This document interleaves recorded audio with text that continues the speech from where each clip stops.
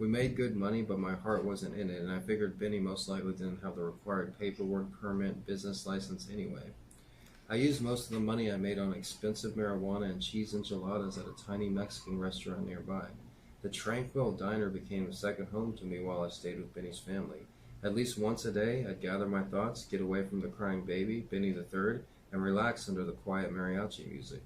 We'd usually work a few hours every morning. Benny would drop me off in a nice neighborhood, and I'd knock on a few doors, sweet talk some old ladies, get a few satellite subscription sales, and be back in Kirby sitting on his couch hitting the bong and flipping through a million channels by lunchtime. Sometimes Benny would get out of the car and knock on a few doors with me. It felt exactly like it did back in the day when we were teenagers selling subscriptions for John. Benny Jr.'s apartment was a safe place compared to where Michael was staying at with Benny Ray. Benny Ray's parole officer would occasionally come by to check up on him, but she'd always let him know when she was coming, which gave him ample time to hide the drugs. Michael finally came to his senses after Benny Ray started walking around the apartment naked. "I've seen too much," he confided in me.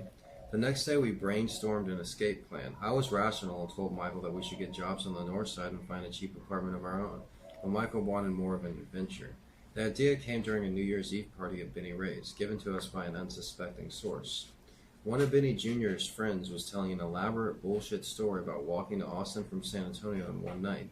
The most amazing part of this man's fairy tale was that everyone in the room, besides Michael and me, actually believed his rubbish.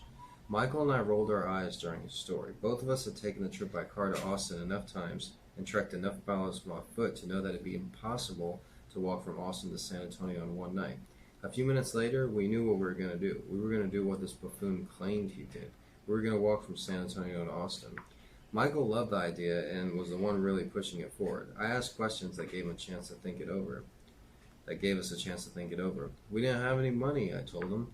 "We'll just find jobs when we get there," he said. "We don't have any food," I said. "We'll just raid Mom's pantry before we leave," he told me. "It's January," I screamed. "What if we freeze?" "It's not that cold. This is Texas. Even if it does get cold, we'll just build a fire or steal some blankets. We're grown men."